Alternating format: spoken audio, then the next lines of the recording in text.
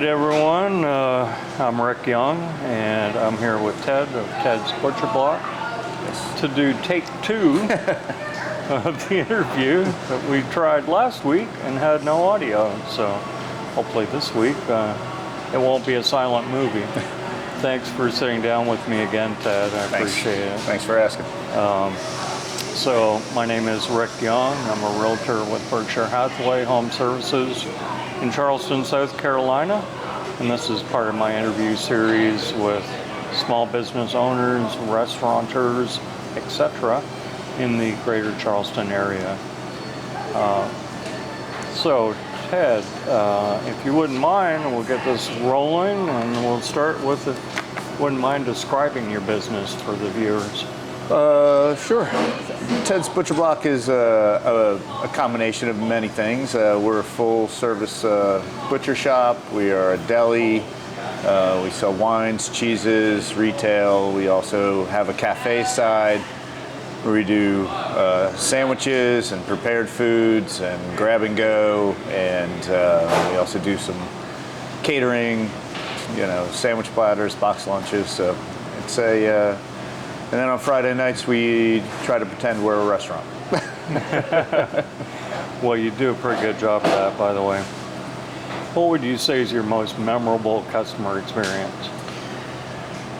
Well, going on 17 years, I think I've had a few memorable experiences. But speaking of Friday night dinners, we did have one occasion that got a little crazy, in that a person came in out of nowhere and came through the front door and took all the money out of the front tip jar, and I was kind of shocked. I was back of the shop, and I watched one of my customers who was sitting with his wife having dinner, and he shot up and he ran out the door and he chased the guy down in the parking lot and got all the money back for my employees, and it was pretty wild because he just did it completely on his own and flashed a cape and a Super S and ran out there. And then, so that was nothing like that has ever happened before. That was pretty exciting.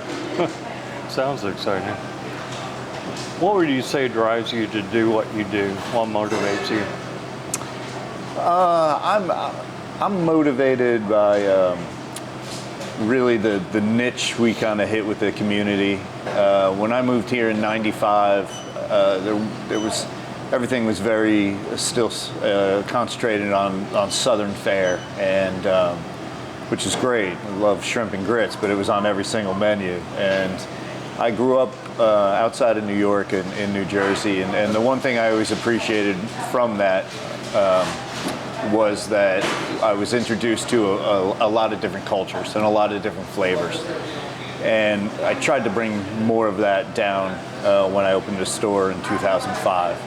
And the level of quality that we serve and our customer service is really kind of what the store is all about. And that's, I think that's what drives me every day, is to service that part of the community. Great. What's something most people don't know about your business? A couple things. I mean, I don't think they might know, the amount of research that I've put in onto everything that we carry and why we carry it. But bigger than that, I think, is the amount of charity work my wife and I tried to do through the business. I learned that from my parents, who had a restaurant, and being part of the community and the community that supports us, we always wanted to give back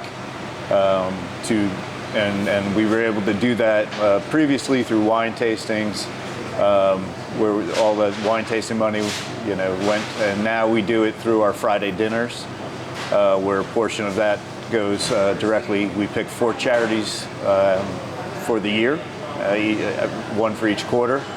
And we do a community match with the community for our portion of our Friday night dinner. So it all goes to a local charity. We try to mix it up between, maybe food service or arts or hospice. We've done it across the board. And through, like I say, almost 17 years, we, to be able to give back, a couple tens of thousands of dollars is nice, and I think it's important. Great. What are some odd requests you've had from clients? We get some strange requests, especially around the holidays, of people wanting to try, different recipes. But a lot of odd game. People ask for, bear or seal or whale or things that I can't really get or really don't want to. but they read about it somewhere, and certain times we get, requests for haggis and making it, and it's just not something I want to get into. So just odd things that people want to try. What's something most people don't know about you? I don't know. I'm a pretty open book. I think most people don't know about me is that's a tough one. I actually don't know. And I forgot what I said last time in the first one. I think maybe my family, I talked about. I'm married, going on 21 years, and have a 17-year-old daughter.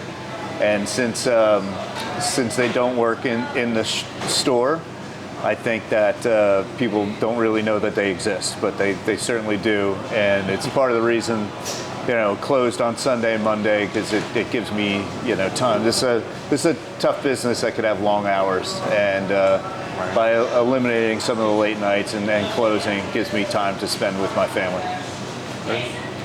What do you do besides work? I like to work because all of my hobbies are bad for me, and so working keeps me out of trouble. Understandable. But some people in the food and beverage community around town could tell you better than I. We won't ask. Is there anything exciting going on that customers want to know about? We have a couple things going on. We started a butcher bag program, which is curated bags of different products out of our butcher counter and seafood counter that we're doing online. So we're trying to service a little more online to reach a greater community. We started delivering those out to Rosebank Farms on Johns Island once a week, but we also have a pickup program for that. And we're trying to get into more delivery. Like I say, it's the community's growing so much, it's hard for some people to get downtown. So we're trying to, instead of waiting for them to come through the doors, to go, find them. And online is certainly, one of those things. With that program, we do gift baskets. That way also a Bacon of the Month club, which is great. Great gift to give to people. So those are all exciting things, and the market is constantly changing. The beef, just meats in general, and it's starting to stabilize, which is good. So I hopefully things will start coming down instead of everything going up as it has been. Right. When your life's over, how do you want to be remembered? I would think that I would like our legacy just to be our involvement in the community. I think we started a store that was very different back in 2005. Like I say, we filled a niche, and I think that we were able to kind of push the envelope out and watch people kind of take that ball and grow and do other things, which helps us kind of go back and push ourselves even more. And as I get older in this business also, it's nice for me to try to mentor some people to follow their dreams, and this is certainly one of mine. I've had old employees who left here and went on and opened their own stores or restaurants and other businesses, and it's been great to be a stepping stone for part of that and help in any way. Mm-hmm. Great. What does the future hold for you and your business? Well, like I say, we try to evolve every year. We try to, offer new things and change. I don't like to get stagnant in what we do, and so we are currently, expanding our wine and cheese and our retail program, trying to do more grab and go out of the refrigerator, and really kind of listen to what our customers want, because I always say this isn't really this business for me. It's to service the community, and so try to listen and try to fill those needs and just stay in our lane. I don't like trying to be something I'm not, but I just wanted to do the things that we do. I want to do them really well. And, so far we've been able to do that, even with some mistakes along the way. Great. What's the best way for customers to communicate with your business? Certainly, through the website, tedsbutcherblock.com. Everything is on there. All our sandwiches can be ordered online. Like I said, we're trying to offer more and more online, but certainly if you don't find what you need or any answers off of there, our phones work. Right. So you can email. Every email, no matter what it says, will come to me, and I'm here. So it's I'm not a hard person to find. My name's on the wall for a reason, because this is where I spend most of my days. Right. Is there anything else you'd like to share with the viewers? No, just I appreciate what you're doing, and through this, I think it's a great asset and the great information for people who are coming into town. A lot of people are moving in from places that had butcher shops, from the Northeast or Midwest, where it was a bigger tradition. And so, it's nice to know that is still available in Charleston. We're one of the few places that actually cut meat to order. The industry has kind of changed, where a lot of it's already boxed beef, everything's pre-cut. You see trays of steaks, they're all the same. But we actually, still deal in subprimals, and we cut, whether you want a 4-ounce fillet, whether you want a 12-ounce fillet, we cut it, right when you order it. And I think that's kind of unique, and it's nice because we try to keep everything fresh and turn it, and people can watch what we do. Absolutely. Well, once again, I appreciate you taking your time, a second time around. No problem. To do this interview. This is the easiest part of my day. There you go.